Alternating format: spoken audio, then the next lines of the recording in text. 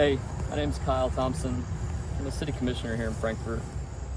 There's been a lot of talk about the parking structure, taxes increased, Parcels B and C, and I want to kind of explain how we got here from an historical perspective, but also how we got here from a financial perspective and where we stand right now. I'm genuinely concerned. As you can see behind me, the work is being begun on a 300 space parking garage. This parking garage was created because of a $6.5 million transit grant that was provided to the city of Frankfort. But because we had committed to building this parking structure and transit center, we were stuck with the bill no matter how much it actually cost. And no one knew how much it was going to cost when they went asking for the money. So now, the city owns a 300 space parking garage. It's now in excess of $13 million in cost. Last week we issued a bond, a 20-year bond of up to $5.75 million. It's $370,000 in today's market, $370,000 a year in payments. This building will be revenue neutral. It will not generate revenues.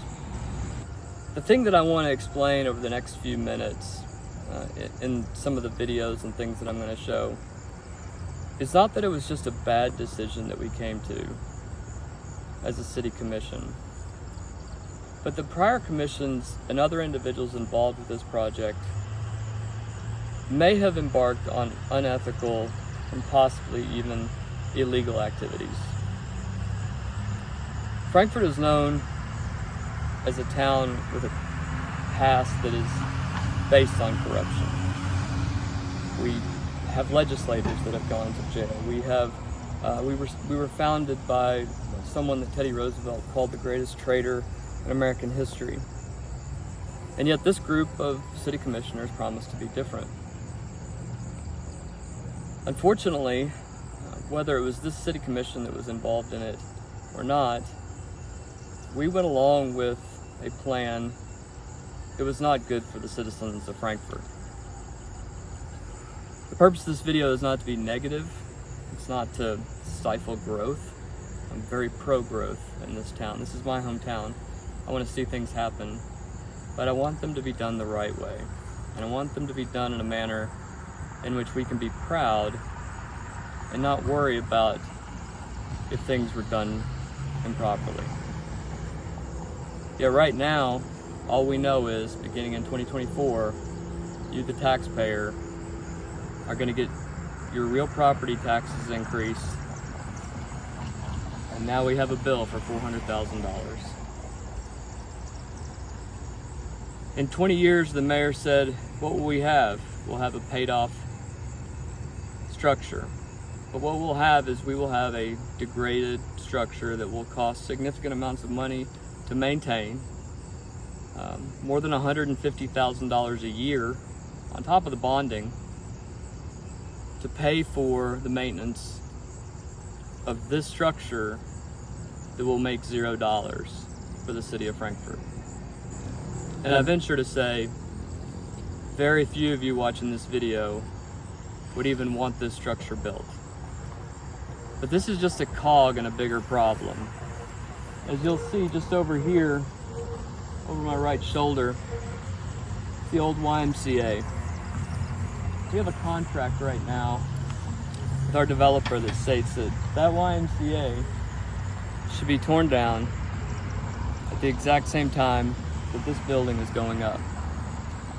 We also have a contract that says that at the end of the term, that Parcels B and C, as well as Washington Street, will have all of its infrastructure rebuilt and be able to be repaid through TIF dollars. Over the next little bit, I'm going to explain to you what TIF dollars are and how at the end of all of this, there will be no TIF.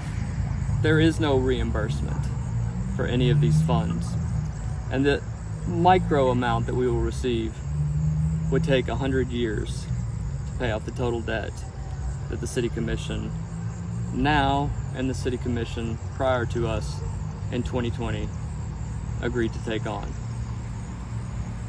So over the next few minutes, I'm going to explain through math, I'm going to explain through law, and I'm going to explain why this is a problem and the issues that have arisen. After it's over, it's my hope that we can have a dialogue as a community and that we can discuss how we fix this problem.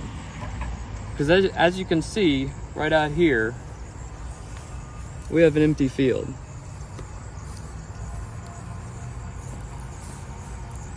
My fear is that this field will remain empty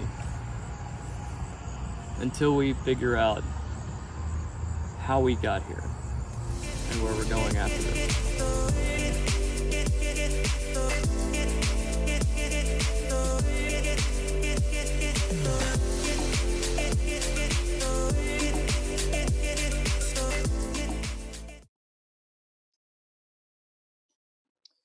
To really understand the timeline and how we got here with Parcels B and C, it's important to know the history of Parcels B and C. In 1958, the Slum Clearance and Redevelopment Agency of Frankfort, Kentucky, an arm of the city of Frankfort, conveyed part of what was known as the Craw to the Commonwealth of Kentucky for $208,186.90. In 1970, the remainder of the properties that the city had actually taken as their own of the crawl of that property was conveyed to the Commonwealth of Kentucky for the development of the Capitol Plaza area for $805,220.54. Approximately 250 properties were actually sold from the city in 1970 to the Commonwealth of Kentucky. They were purchased for about $4,424.28 per lot, which was conveyed to the state at that time. This is not the amount that was actually provided to the individuals who owned the property originally. Those amounts were usually $800 or less at the time that their properties were sold, regardless of the size of the property.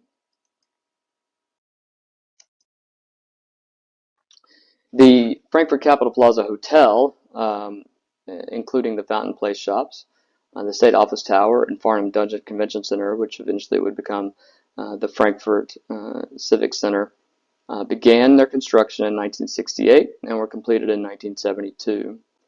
In October of 2017, Finance Secretary William Landrum offered the convention center to the city of Frankfort for $1.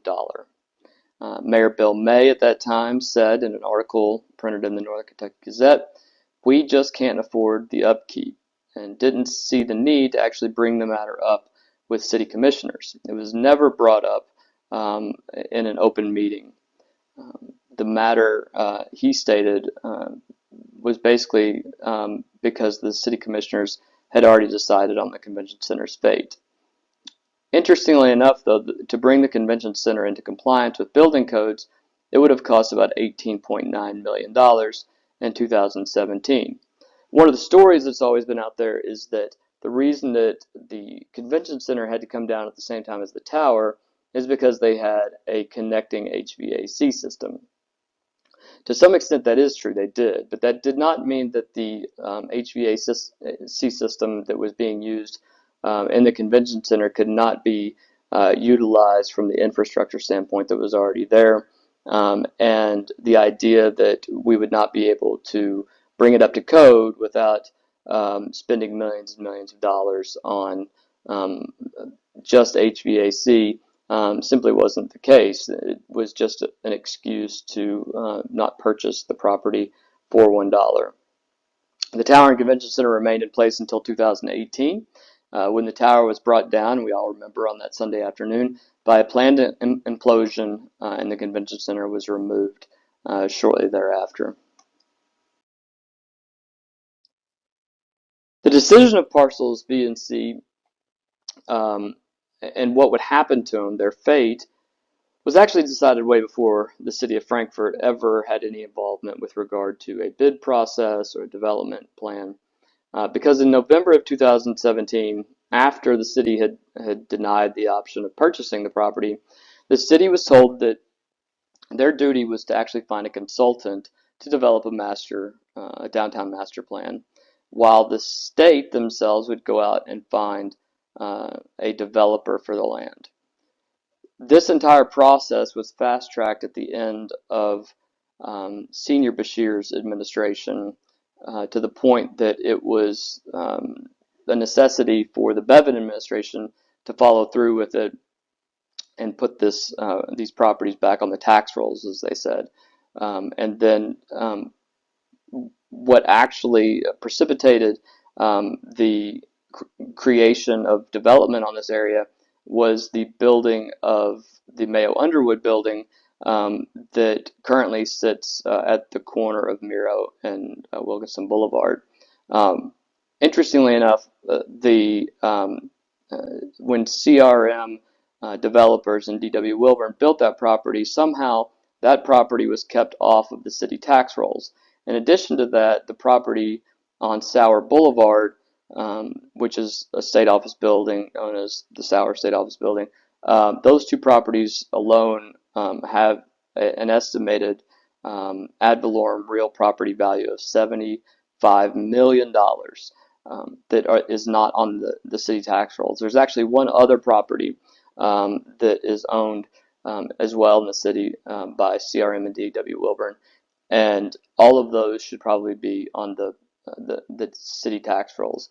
However, I will say the point of this particular slide is to say that when the city chose the developer, the consultant to develop the master plan, which ended up being City Visions, the state actually chose CRM and D.W. Wilburn, and essentially CRM and D.W. Wilburn were going to be the groups that were the ones who were tasked with developing parcels B and C. So no matter who the purchaser of the property was, CRM was going to be intimately involved because the state had already chosen them for the project.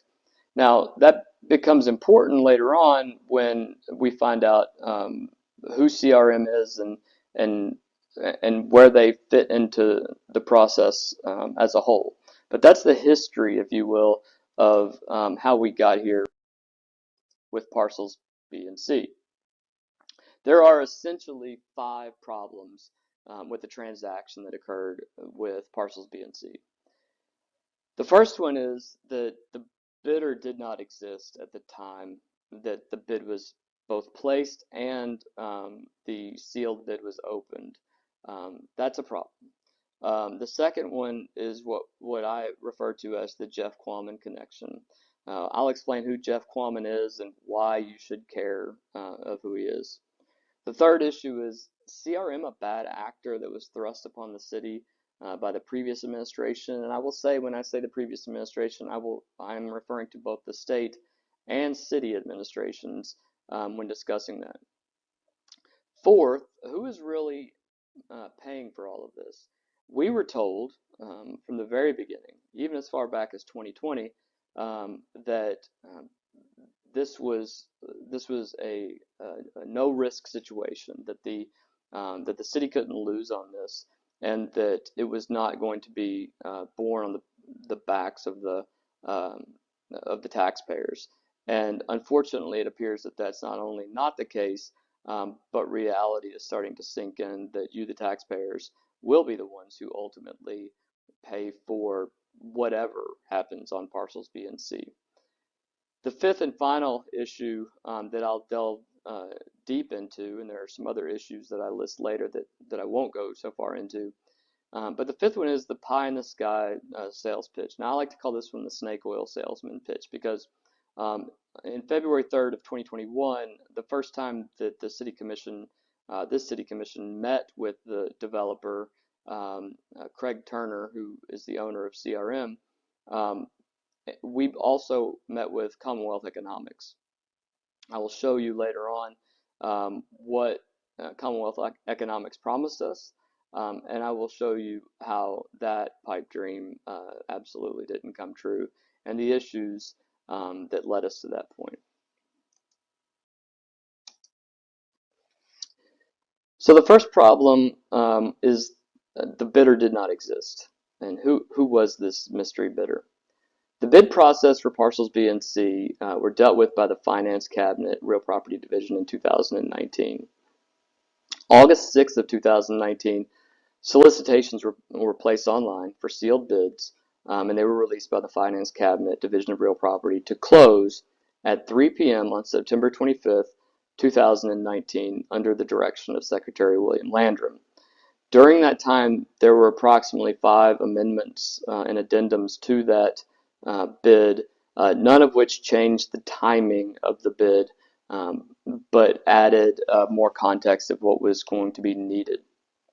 Interestingly enough, the one thing that had to be included was that whoever bid on this parcel would be responsible for providing the construction of a 300 spot parking garage to be connected to what essentially is the Frankfort Capitol Plaza Hotel at this time. On Wednesday, October 16th, 2019, Nancy Brownlee, the nice lady in the bottom picture there, then assistant for the Division of Real Property, opened a single bid signed by Luther M. Johnson on behalf of hazard-based company New Frankfort Development, LLC. The bid was for $1,000 for the entire property. It was estimated to be approximately 12 acres of land found within Parcels B and C. Now, in that process, a lot of people said, is that it? Is that the only one? And the issue with that is that, yes, that was the only one, and many city officials and county officials said, well, we're just happy we got a bid. The problem is that they conceded the fact that the most valuable piece of property, the piece of property that would control where the city of Frankfort would go in the next 20 to 30 years, was essentially given away to this company, New Frankfort Development.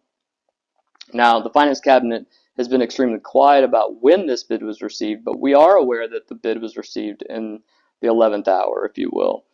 There were no bids until this one came in shortly before the deadline of September 25th, 2019.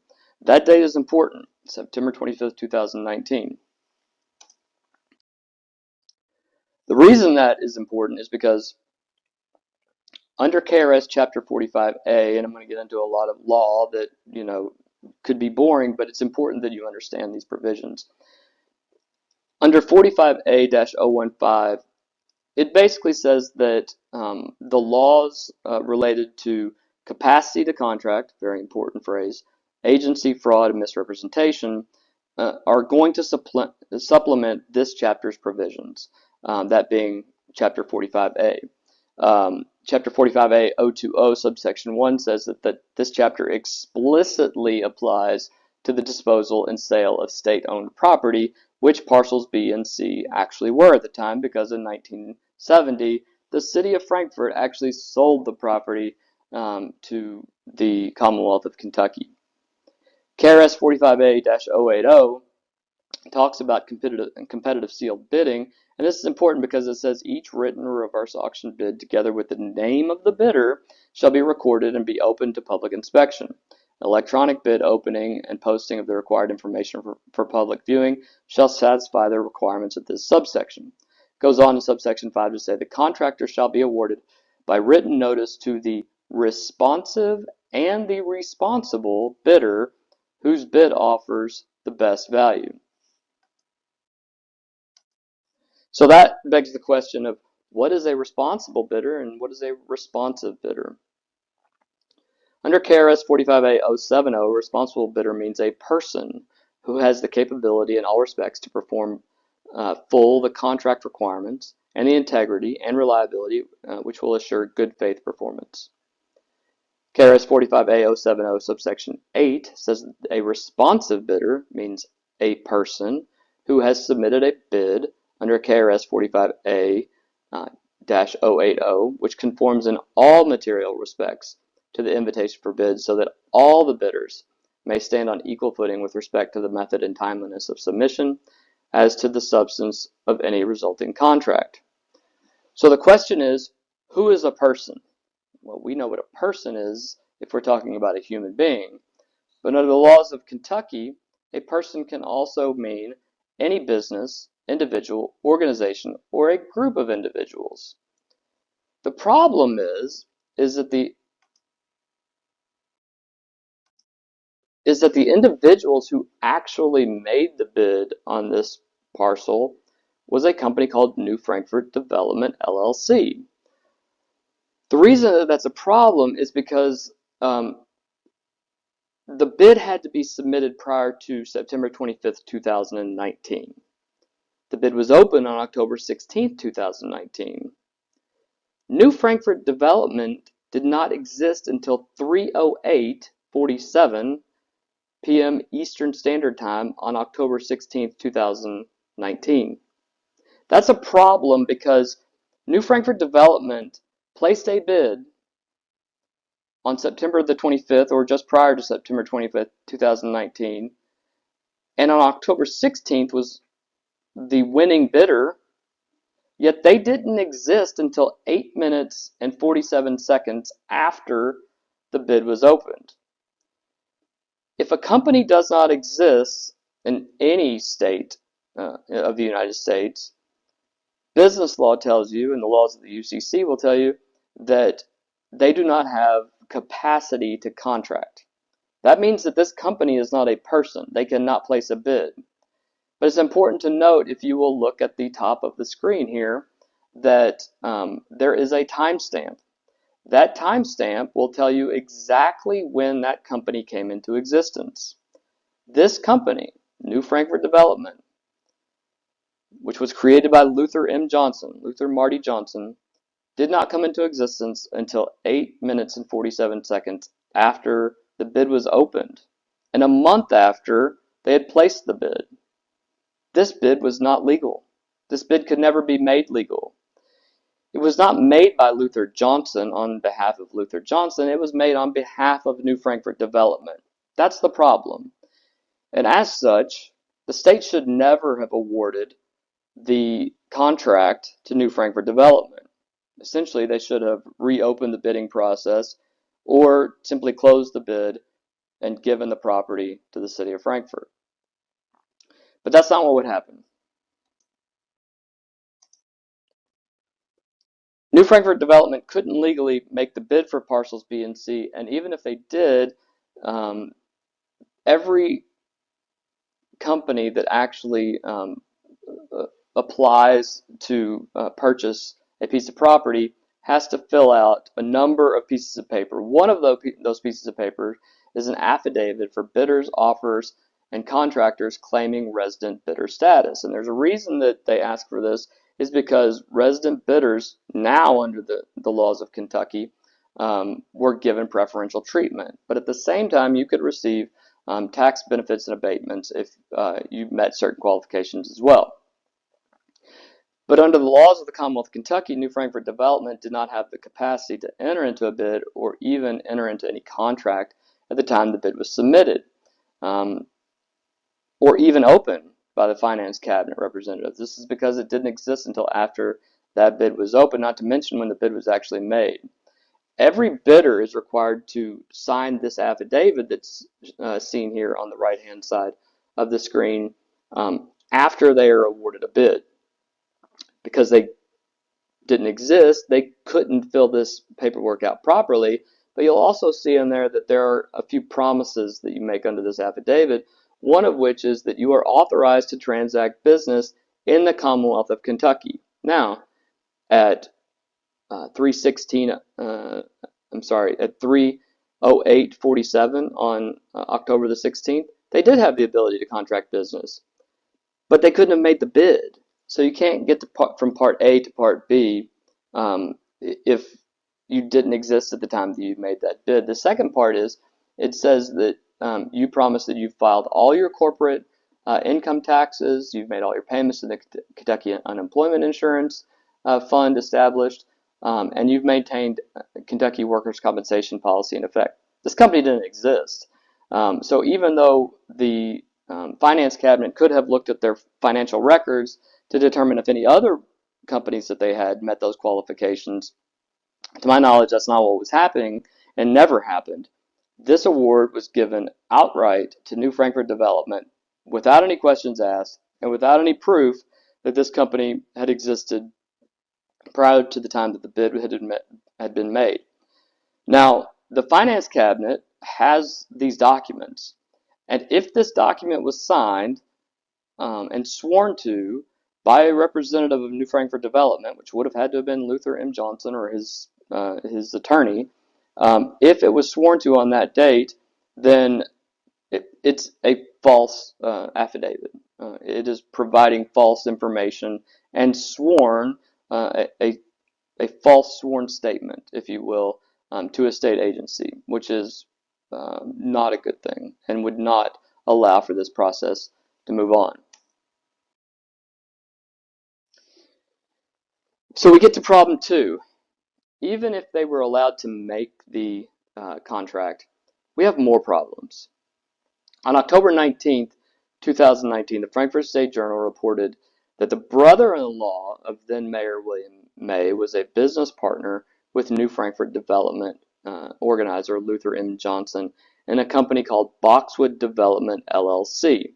Now, it's important to understand that Boxwood Development LLC is a completely different company than New Frankfort Development. However, every one of Luther M. Johnson's companies has either the same Lexington address or the same Hazard, Kentucky address. Boxwood Development has the same Hazard address as New Frankfort Development did. Not different suites, not different buildings, the same building, same address. But in that article of October 19th, 2019, Mayor Bill May denied having, quote, seen his brother-in-law for over a month. That wasn't the question that was asked, but that's how he responded. He then came back and continued, and after checking with his sister, who is Jeff Qualman's wife, stated Jeff is not a partner, but also stated he was unsure how the connection would affect the bid, but that he would, quote, look into it.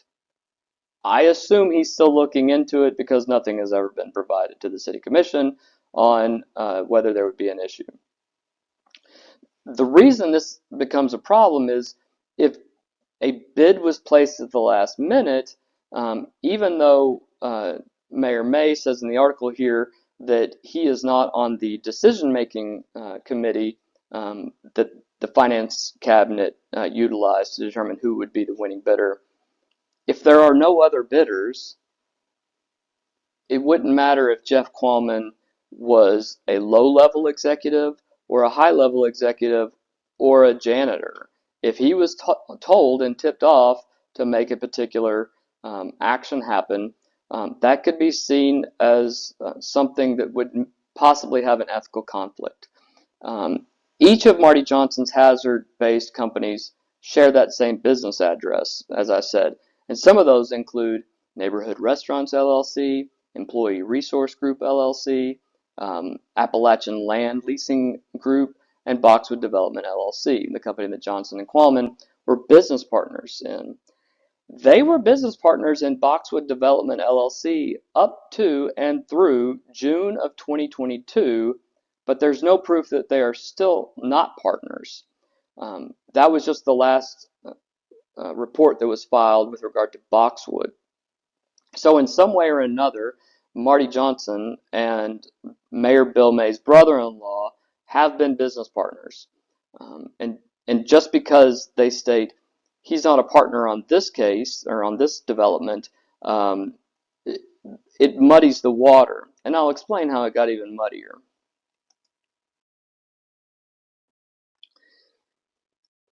What you'll see here is Jeff Qualman's history with Marty Johnson as his partner and how intimately involved in the development of Parcels B and C he was with Craig Turner.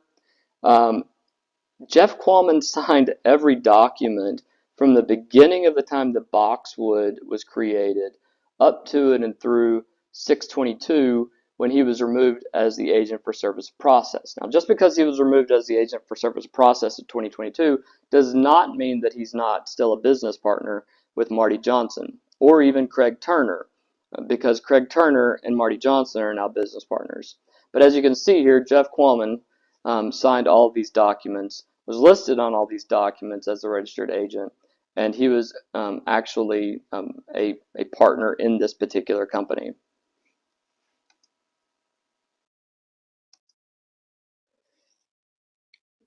So things got even muddier and it got even more complicated because 10 months later, Mr.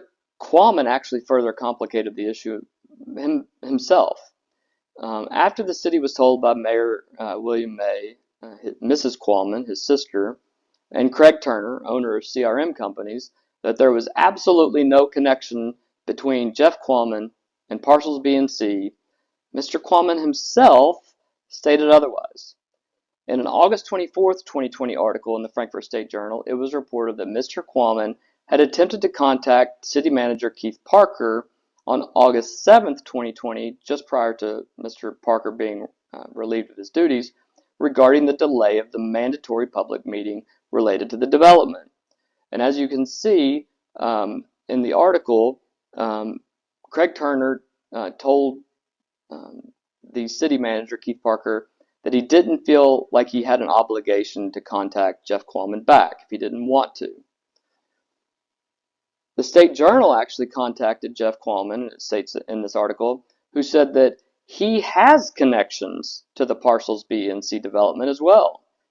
Quote, "I would say this, I think it's always best to be expeditious in the process," Qualman said. "Time is money. Anytime there's a delay, it's not a great thing." Qualman is the mayor's brother-in-law, still the former mayor's brother-in-law.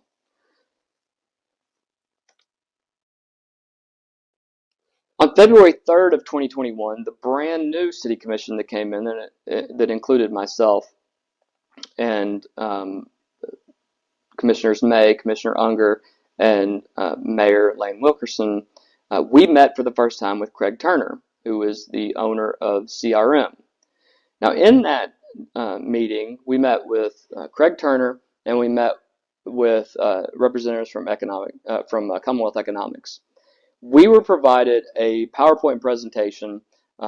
We were in Zoom because of COVID, and during that process, on the left-hand side, you can see what is a screenshot of the opening of the presentation.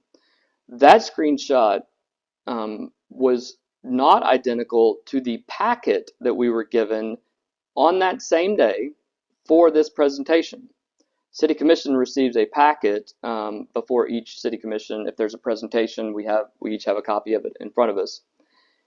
The very same page that was shown as the screenshot of the opening presentation had been scrubbed because our page actually showed New Frankfort development as of February 3rd, 2021, that Marty Johnson and Jeff Qualman were business partners and were members of the project team on Parcels B and C. The presentation that was given to the city of Frankfort in a public meeting was different than what reality was. And it had been scrubbed specifically to remove Jeff Qualman as a partner in this particular project. So what we do know is that Mayor Bill May misled the City Commission. Now, whether it was intentionally or unintentionally regarding the involvement of his brother-in-law, Jeff Qualman, we can't say. But we do know that he misled the City Commission. In October 2019, when he came out and said that his brother-in-law did not have any connections, we don't know if he was telling the truth or not. But we know that throughout the rest of his term, and by August of 2020, he did know that his brother was involved. But on February 3rd, 2021, Craig Turner, on the other hand, intentionally misled the City Commission, and Qualman is either a business partner with Marty Johnson on the project or Craig Turner, or both at this point, which means that if Qualman is involved, then we have an ethical problem. because if the mayor's brother-in-law was involved, the mayor made decisions involving the development plan, who would be handling which part of the development, who would receive TIF dollars, who would receive reimbursement amounts, so on and so forth. It goes even further because after Mayor May retired this last year, his son Kelly, Commissioner May, is now on the commission as well. And let me be clear, I'm not saying that Commissioner Kelly May has done anything wrong. I don't know that Commissioner May has done anything wrong, and I don't know that Commissioner May has any knowledge of any of this information.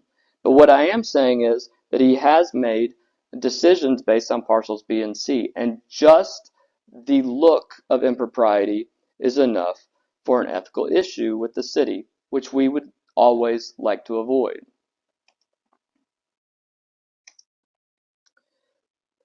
So problem number 3 is CRM a bad actor thrust upon the city by the previous administrations?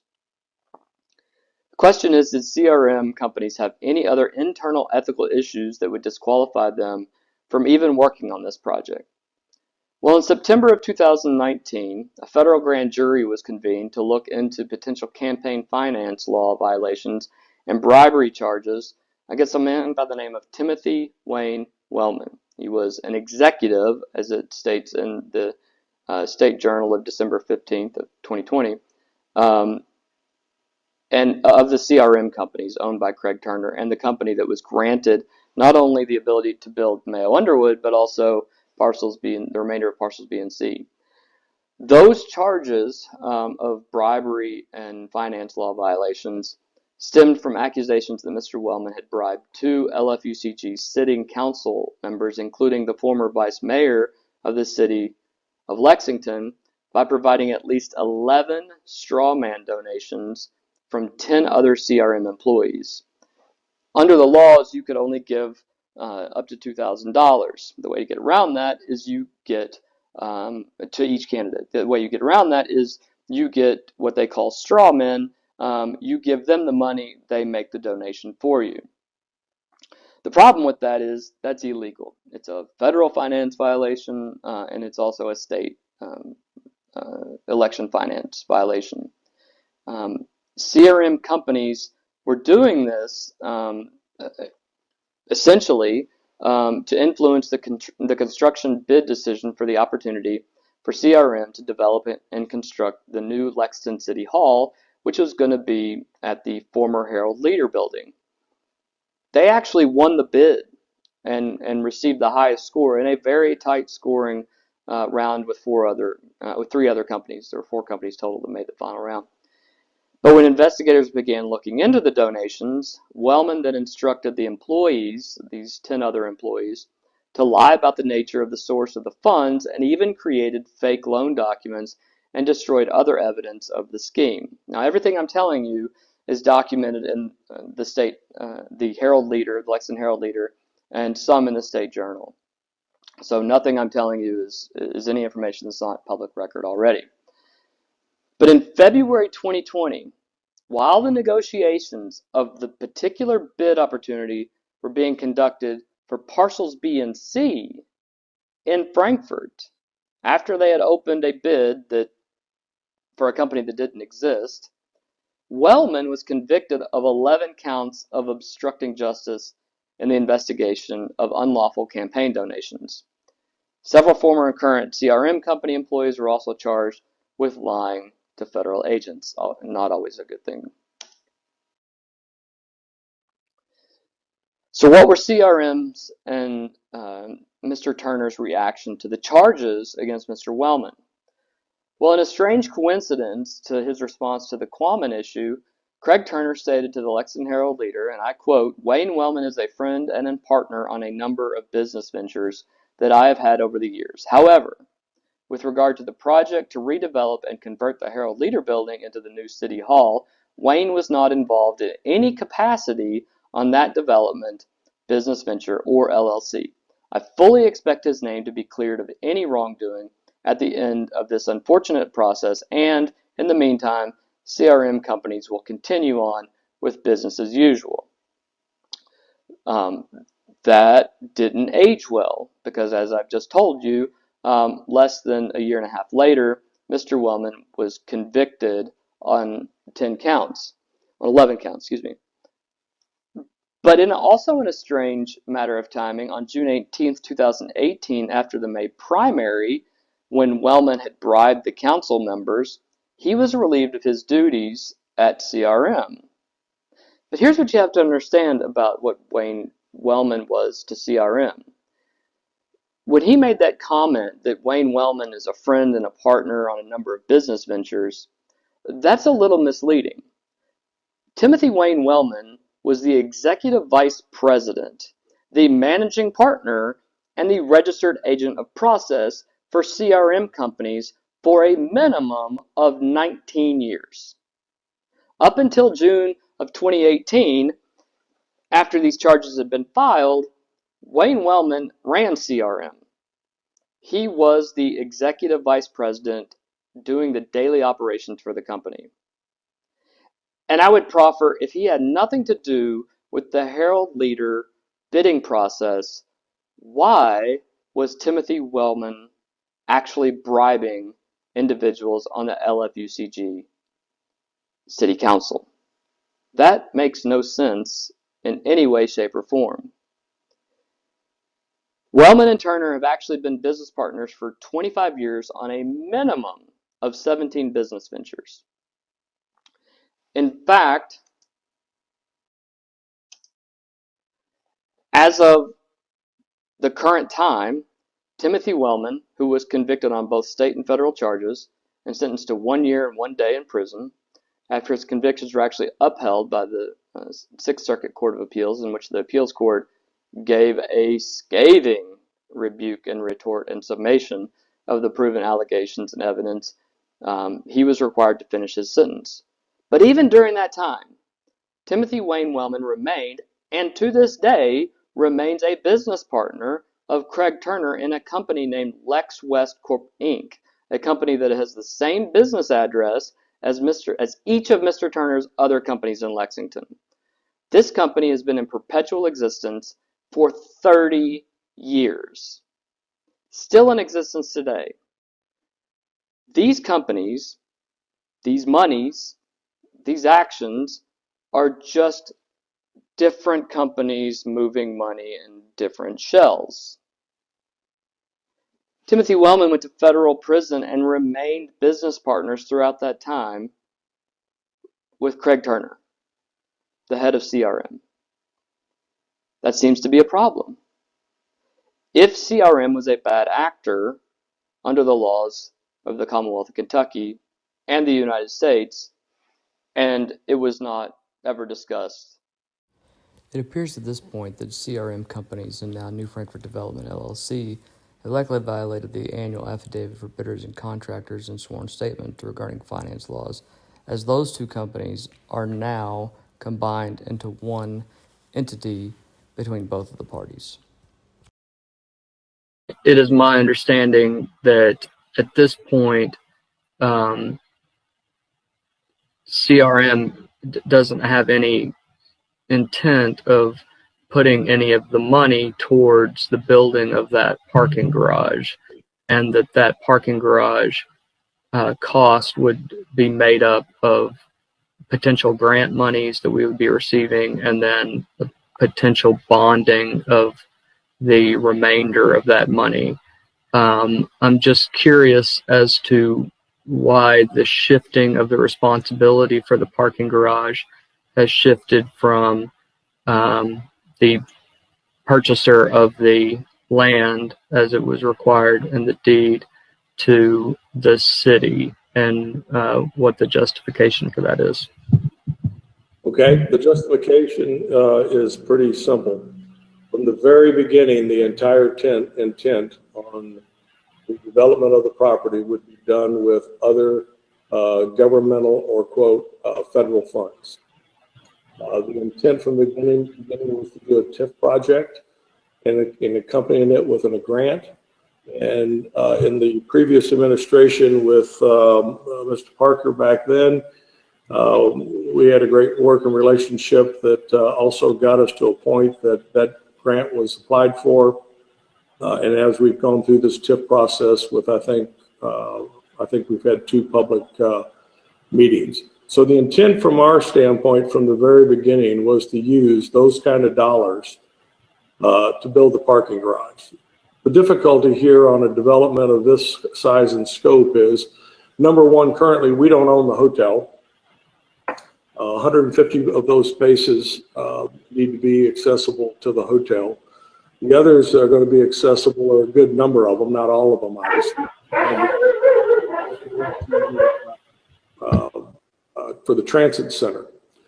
So, you know, between those 2 things, that's the main basis and use for the garage. We are giving the land to the city in order to do the garage, and it is a component of that. So, you know, we have dollars that we're putting up. We're also agreeing to give the Y, the ground, free of charge for their facility as well. And all the other costs that you see on there are borne by us. But unless this was a community that had a business model where you paid for parking, having a non-revenue parking garage doesn't work for any private developer whatsoever. So not to mislead anybody, the idea is yes, we're responsible to make sure that the parking garage is achieved, but that doesn't necessarily mean that we have to write that check for that parking garage. Well, to be clear though, you're asking the city to apply for grant funding of $5.5 million and then to put in the additional $3.5–4 million it may take to build that parking garage. So the only people with skin in the game, if you will, on the parking garage, which is one of the first things that's going to have to happen here, is going to be the city, correct? Yes, my proposal is that I'm looking for the city to, I'm willing to donate the property to the city, and with the federal funds and whatever funds they want, and through repayment for them through TIF money or whatever, of keeping those dollars, that's the means to get the parking garage built. I'll save my questions regarding the TIF here in a minute, but if the grant doesn't come through, you will expect the city to come up with the whole $8,500,000 for the parking structure, correct? I'll answer it for you this way. If the project is contingent upon the private developer writing a check for $8.5 million to build a non-revenue parking garage, then we would not be doing the project.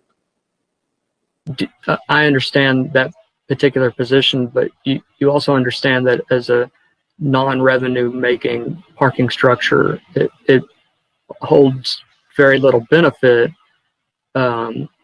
for the city from a financial standpoint. All of the money that we're putting in there is not money we're going to realize in any other form. We're not going to recapture that money in any way. So it just shifts that to the city to eat those costs. So I understand your position. I'm a business person. I totally understand. I'm just wanting everyone to understand that this project is essentially contingent upon the city immediately bonding at least $3 million and upwards of that to complete a parking structure that I honestly have lots of questions about. So that's my only comment about it, and I'll save my other questions about the TIF for later. Okay, I would add more to, I guess, presenting it this way. Potentially there's $5.5 million coming of federal money that everybody gets the benefit from. We're donating the ground. We're looking for the city to make an investment of up to $3 million to do a parking structure that in turn creates an investment of almost $70 to $90 million downtown. So I think from an investment standpoint, that's a good return. The other things that are taken on there, the site, we've also offered that we would do the extension of Washington Street. We would pay for it. So I think the city is not the only one with skin in the game. I think we've all got a lot of skin in the game, and the return is pretty substantial. Well, I think that would be, in a perfect world scenario, that we would receive a 80 to 90 million dollar benefit. But I think all of that is contingent upon having the space completed, having retailers to put in there, having people to lease the space, and I also think, and I said I would wait, but I think the TIF as proposed is very pie in the sky with the idea that we're going to receive significant state funds based on the way that this development is currently structured. I simply don't think that the state's going to kick in a ton of money, and in turn, the city is going to end up with a parking structure and then a bill for everything else that originally was talked to the city about, TIF monies and grants and things of that nature. And I think we're getting ourselves behind the cart here in many ways if we build this parking structure and immediately build up debt in the form of bonding or however, and then we're committed at that point. And if TIF doesn't come through, as if I don't believe it will, then we're going to be on the hook for many more millions of dollars. And it's not as easy to say if you just put in $3 million, you're going to get $90 million in buildings and developments. We could very easily be on the hook for tremendously more than that, and I want that to be taken into consideration. Okay, well, I'll let Casey address some of this because I'm not aware of the other dollars that you'd be on the line for. Right now, those are non-tax revenue properties. And the goal here is to put them on the tax rolls and invest that money back into the community. So I'm not sure where the risk is. I guess from my seat, I look at it that I'm personally going to be on the line for a large amount of money in Frankfort, Kentucky. And obviously, I want to make sure that it works and that it's successful. But let me let Casey address your questions regarding the TIF and how that works and where those benefits and those liabilities fall. So this leads us to problem 5, which was what I mentioned in that video. A couple things. Number one, it's amazing how much deeper my voice is. I guess I finally got to that age. Second of all, the fact that everything that I discussed in those questions has come to fruition. Essentially, we were told that in February 3rd of 2021 that the developer never had any intent of writing a check for the parking garage. His statement was, we have an obligation to make sure that it is built. We don't have an obligation to make sure that we're the one that pays for it. And if the idea is that CRM is going to write a check for it, then that's not a good business decision because it's revenue negative. Now, how that's a good business decision for the city of Frankfort, they then spun that in a way that said, if you just give us $3.5 million, which that number is now $5.25 million, and will likely be near the $6 million mark, just two years later, you'll have a $70 to $80 million investment. And he uses that word investment in an interesting sort of way because Commonwealth economics actually uses that $70 to $80 million number as an actual number that we would receive in return on taxes, that we would realize taxes and also receive TIF dollars that we would recognize through this process. The problem with that is that it was all a pipe dream. Every time we were told I don't see, what other money you would be responsible for. I don't see what we all have skin in the game. It just simply wasn't the case up until this point. CRM has provided no receipts of any money that they paid out. This bid was awarded in in uh, November of 2019 after the finance cabinet granted it. And as you know, we didn't start building the parking garage until July of this year.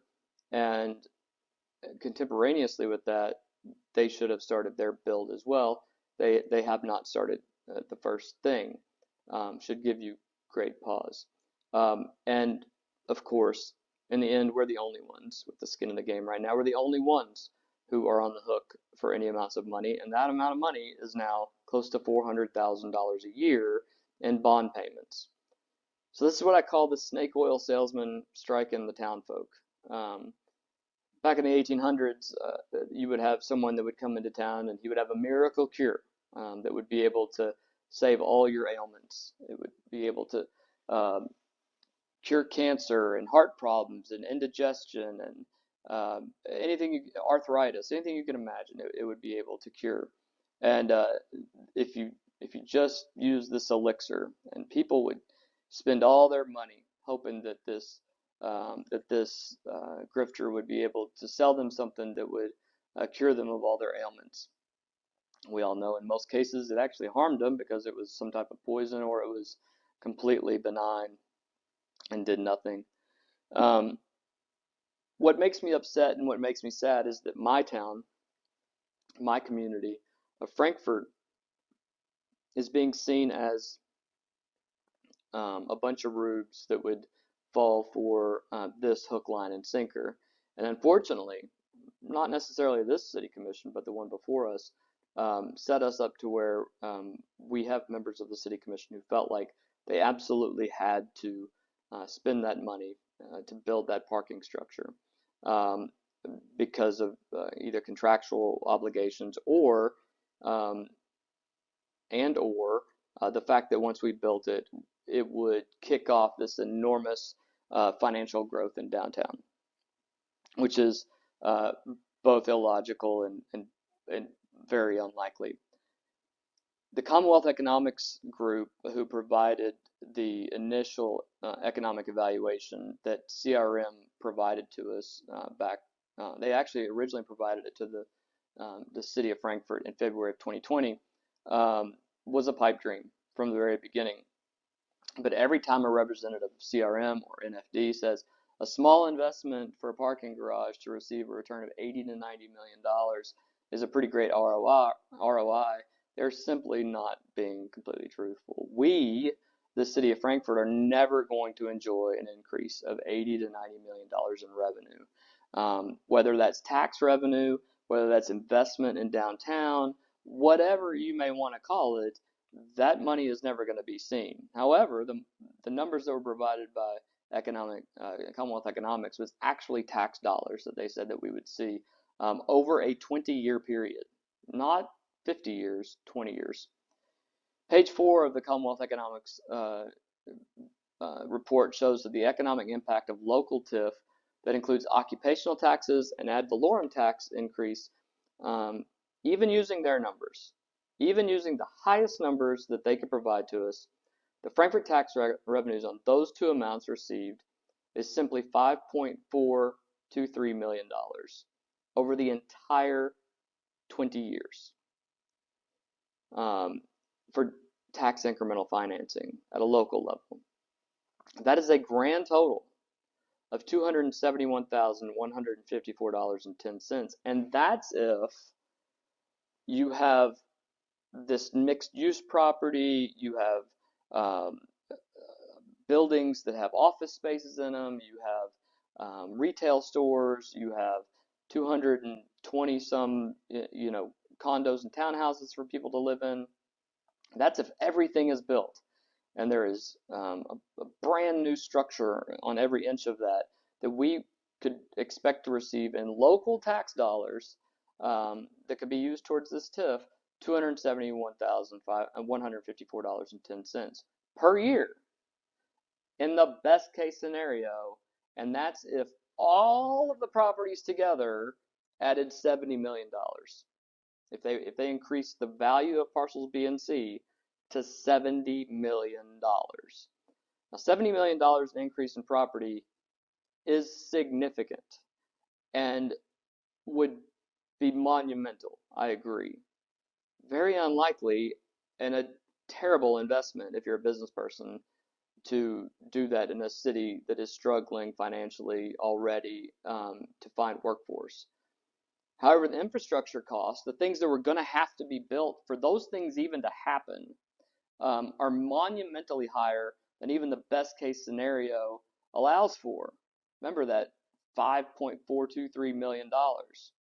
Well, the parking structure that we just bonded over a 20-year period at this very moment, it's $372,000 a year annually. Of course, that's going to fluctuate with the market. Prior to us purchasing those, you take the site prep of the public space, you're at $3.687 million on top of that. The Washington Street extension is likely at $1.1 million at this point, and the YMCA demolition is around $590,000. And these numbers include one increase of 18% construction inflation costs. When these were presented in 2020, you've actually had 3 years of 18% inflation costs that should be compounded each year. So in the best case scenario, I've only added 1 year of interest on here due to inflation, which brings these numbers to a grand total of $10,633,750. Now, the city will say, well, we're not obligated to build that. You're not. You're not obligated to build it at all. Except that the city actually passed a resolution that states that we would reimburse the individual who did this above and beyond, if we make our bond payment, 75% of every dollar for infrastructure costs. If that wasn't needed and the developer didn't care about being repaid, we would never have passed that resolution. That wasn't our idea. We didn't bring that up. They did. So clearly, they were only going to do that if they saw that there was going to be significant TIF monies that came into play, which we now know isn't necessarily the case. So how much are we obligated to pay? Here's where things get even more interesting. Currently, we're obligated to pay for the remainder of the parking structure that we've bonded for an estimated annual payment of $372,000 at 3.58% interest at the current municipal bond interest rate. In 20 years, we will have paid $7,441,493 on this particular debt service if it takes us the whole time to pay it. I don't see how it will not. Year one of tax recapture, that is what we can take back on TIF, would be after activation. Activation may not occur until 2025, but let's say that it occurs next year. The first year we could ever actually put money towards the TIF, the local TIF project, and put it towards the parking structure would be 2025. And we can hope that the increased value of the TIF development area would increase some. Unfortunately, if all you have is still a green space, a parking structure that's owned by the city, and the city's not going to tax itself, it can't tax itself, and that structure is actually revenue negative, the only structure that will have been built at that point is the additional property that was added at the very end of this back in August of 2020, which was the Broadway Boutique Hotel. The Broadway Boutique Hotel is going to be the only new revenue item that will be complete at that point. They estimate that the value of the property is going to be around $10 million. I hope and pray it does. I hope those guys make a mint off of it. I have a hard time believing that any hotel that has 42 to 45 rooms in it is going to be worth $10 million. I've been shocked about other things in my life, and I'm happy if I'm wrong here. But let's use their numbers, the $10 million numbers. You would take $10 million, the new value, minus the $195,000 original value of the warehouse, minus $125,000 of the original value of the parking lot that we sold Wayland Ventures for $1,000, minus $35,000, which is the original value of the corner store on Broadway and High. Now, assuming our ad valorem tax on real property stays at the current rate at 19.7%, let's all hope and pray that our property rates go down, but let's say that it is at 19.7%. That is a realized tax increment on $10 million of $19,000.65. That's it. That's all we can expect in ad valorem taxes.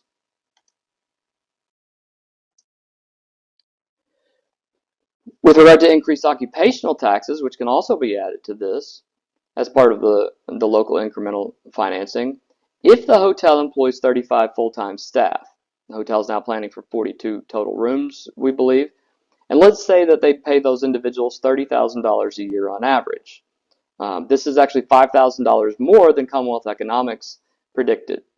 That's an increase in total wages in the district of $1,050,000. Great for the individuals who are working there. The current occupational tax in Frankfort is 1.95% of an individual's wage. Therefore, the total amount of increased occupational taxes would be $20,475 per year that can be recaptured as part of the TIF financing agreement that would be paid towards the parking structure. So in the absolute best case scenario regarding this idea that this is low risk, no risk, which was stated at one point. In 2025, the expected TIF amounts obtained funds that the city can expect to use to initially pay off this bond. Remember, the bond is $372,000 to $400,000 a year. You would take the ad valorem tax of $19,000.65 plus the occupational tax, $20,475, and you would come up with a grand total of $39,475.65 available to pay towards your debt. About 1/10 of the cost of our annual bond payment.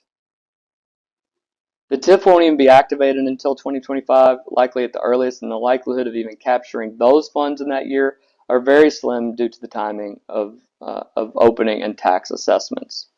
So this idea that the investments in Parcels B and C were going to pay for this parking structure that everyone in town clearly wants so much was utterly false. Is it entirely possible that someone could come in and put $50 million in that area? Yes. Is it going to be done with office buildings? Absolutely not. In fact, in the September 11th, 2023 meeting, we were told that at this point, it's very likely that they are just going to build residential areas, which would mean no occupational taxes for the area. And it would also mean that there would be no mixed use reality and no new tax dollars from the Commonwealth,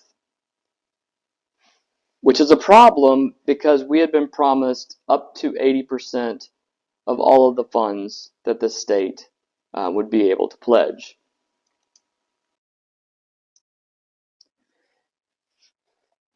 So for the term of the redevelopment, Commonwealth Economics predicted a pie in the sky, as I like to call it, estimate.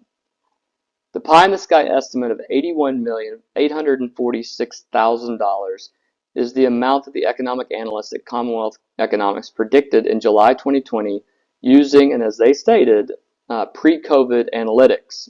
And you can look at page 3, footnote 1 on that. The entire amount of city taxes through ad valorem increases and occupational tax increases using their own numbers, if there are $70 million over that 20-year period, was $5,423,000. However, if in year one, all we can rely on is the increase of the Bourbon Boutique Hotel, and that would be the earliest is 2025, maybe even 2026, as the means of producing increased taxes towards our local TIF to pay off infrastructure debt being recaptured at $39,475.65, the city will only be able to pay 10.6% of just the annual bond payment on the parking structure, and it will leave $332,524.35 in shortfall just for the bond payment on the parking structure, and doesn't take into account the $150,000 a year annually for maintenance that it's going to cost to keep the parking structure up and working. At the 2025 rate of return off of the TIF project, it would take the city of Frankfort 270 years to repay just the infrastructure costs on the project alone. But if we're talking just about the parking structure and all we receive is $39,000 in local TIF monies, it would take 133 years to pay off just the parking structure with that money. And we have to do it in 20. That's a problem, and one that was predicted 32 months ago in that meeting in February 2021.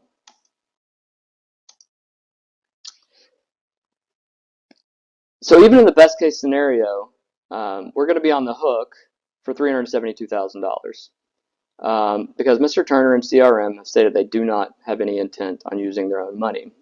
That leaves the city, if it finishes all of the proposed infrastructure projects without a minimum, an annual bond payment of about $752,000. Now, what that means is we are required to figure out how we're going to finance these other purchases. Now, if Craig Turner and CRM do actually build the Washington Street extension and do actually tear down the YMCA and do all the other planning issues that would cost about $3 million, that would be great.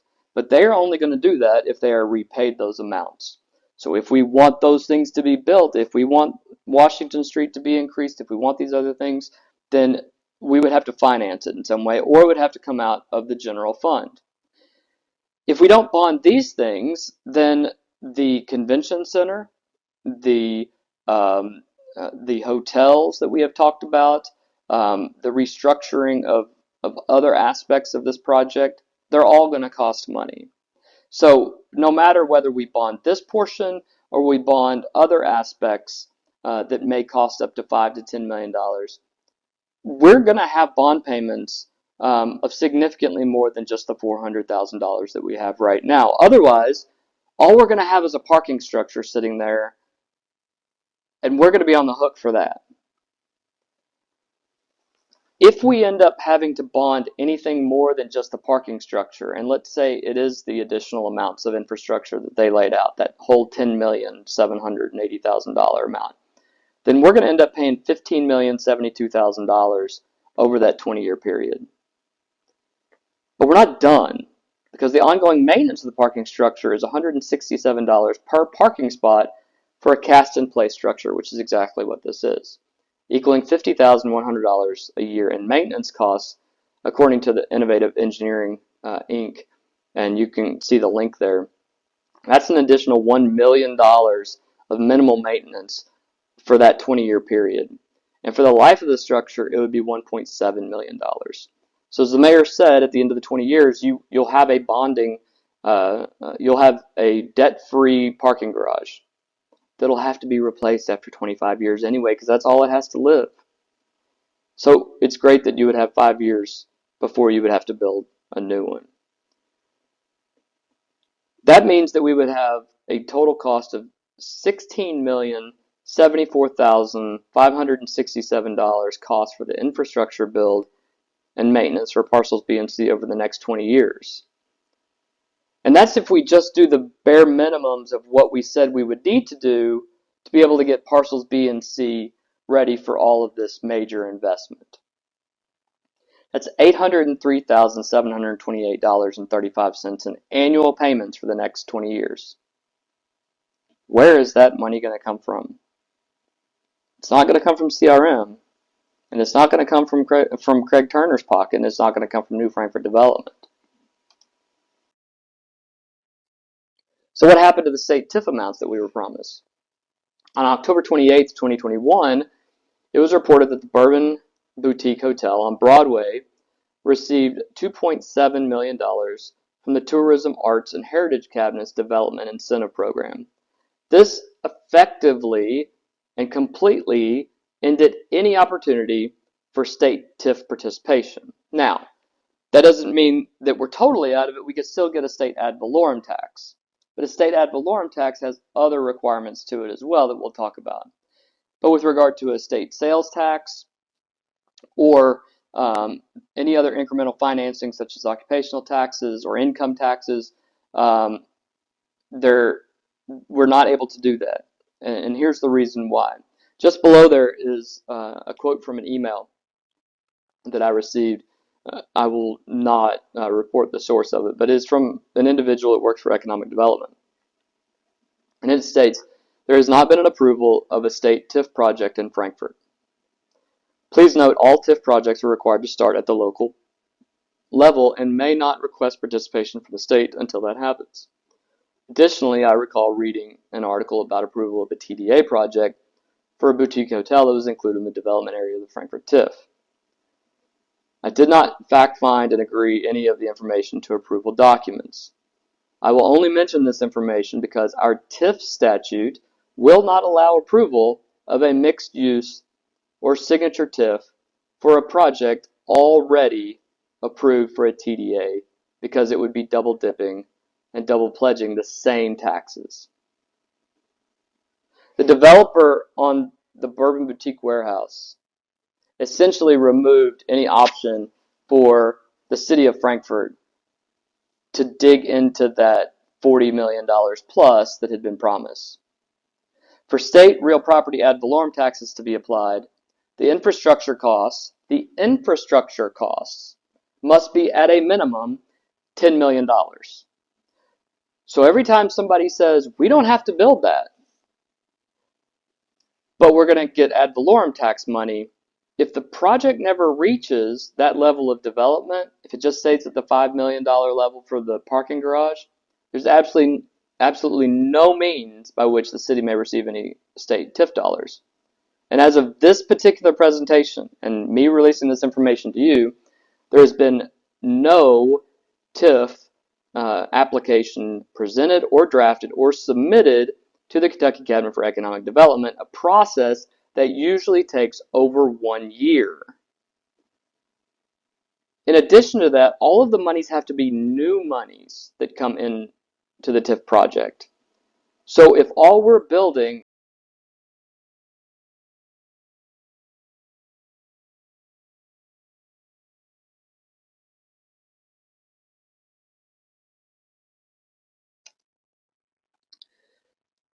the estimated participation of the state will not occur at any time. In its analysis, Commonwealth Economics accounted for $48,224,861 over the next 20 years. That included $34 million in sales tax, $1.8 million in property taxes, $10 million in individual income taxes, and $1.6 million in transient room taxes.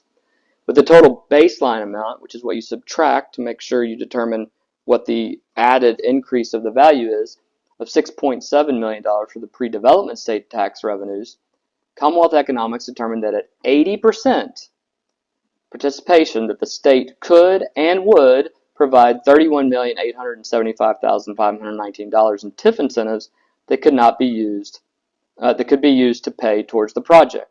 Infrastructure only, but would be able to pay off everything that we would need. That amount can and will never be realized. If you look at page 20 of Economic and Fiscal Impact Analysis, it breaks all those numbers down. So when I talk about a $80 million return, they included the city, the county, the schools, and the state's tax impact on that area. This state participation amount accounted for 73.37% of all TIF revenues estimated to be available for this project, which are all gone now. In addition, the Franklin County Fiscal Court has only guaranteed up to $1.5 million of their own realized tax increment financing towards this project. And that number may be suspect if they decide that they want to get out of this project because of the numerous problems that are already in here. Other problems not addressed fully, and I'll go through these quickly.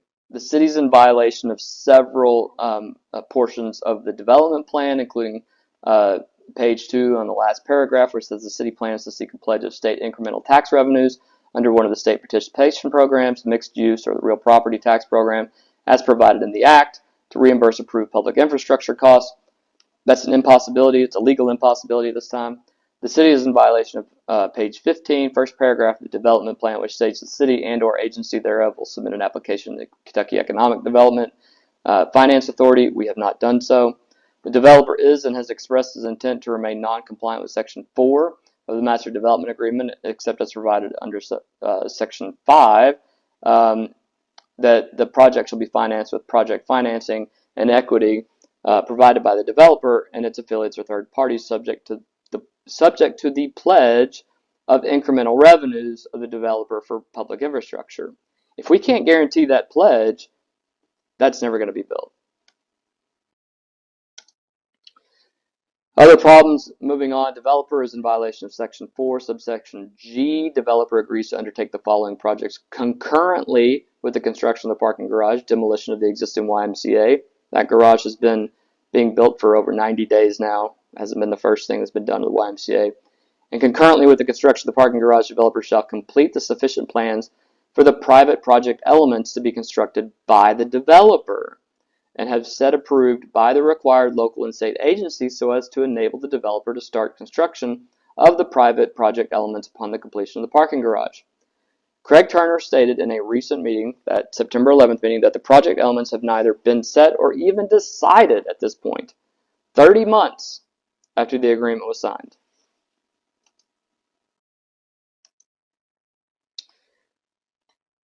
The developer shall document all project costs and capital investments, and all that will be turned over to KEDFA, and also to now the Department of Local Government, and none of those have been turned in for us to be able to do that. In the February 3rd, 2021 and the September 11th, 2023 meeting, Craig Turner stated the CRM companies had spent hundreds of thousands of dollars getting to this point, and recounted that his company had paid for surveys, excavation studies, and preparation with anticipation of completing this work. To date, none of the expenditures have ever been reported to the City of Frankfort or the Finance Department for the City of Frankfort.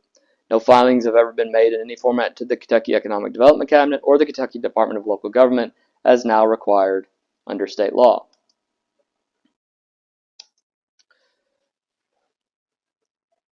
The developers indicated that they do not intend to abide by the terms of Section 6, subsection F, which states, notwithstanding anything on the contrary, nothing in this agreement shall be interpreted to commit the city and or the agency to pay for or reimburse any project to the developer except from the incremental revenues that may be generated within the development and due to the agency as provided in the local participation agreement. He's already said that he wasn't going to do differently, and he forced us to pay for the parking garage. The developer of record are in violation of subsection 4, subsection C, insofar as it states the developer and its affiliates shall provide a listing of their officers and managers to the agency upon request following the execution of this agreement, with the current officers and managers of the development and its affiliates being listed on Exhibit D. The listing on Exhibit D was not even correct at the time that it was provided to the City of Frankfort and has never been updated. Craig Turner was not the sole member of CRM companies at the time of the execution, and the developer and developers of the record are now one and the same. As of June 22nd, 2023, CRM companies and New Frankfort Development have all of the same individuals on both companies. New Frankfort Development has all of the principal members of CRM as its current members. CRM, the company chosen by the state to provide the building of the massive structures that are not on our city tax rolls, are now the owners of Parcels B and C, which likely will never be developed because they're going back on the city tax rolls. And as such, once we end up building that parking structure, which doesn't enhance the value for the city, but enhances the value for a private entity, that being the hotel, and also the owner of Parcels B and C, because now they have parking areas for their for any structures that they may build, it's likely that Parcels B and C will be sold, and we will have no control over those areas from that point forward. So I've thrown a lot at you. I've thrown a lot of information. I've thrown a lot of numbers. I've thrown a lot of history on you, even short-term history. And I've thrown at you some information that you probably didn't know about. At the same time that this video is being released, the entire totality of all of the documents that I've used and the thousands of pages of research that I've done are being turned over to the authorities to have them review the potential ethical and legal violations that may have occurred in this bidding process. It's not my hope, it's never been my hope, to be a problem or a thorn or an issue for the city of Frankfort. But what I'm tired of in this town is this city commission and this city government unlawfully, illegally, and unethically wasting your taxpayer dollars. And I will do everything I can to fight this monstrosity of an albatross hanging around the city's neck at this point. If you have any questions, you can reach out to me. My city email is ktompson@frankfort.ky.gov.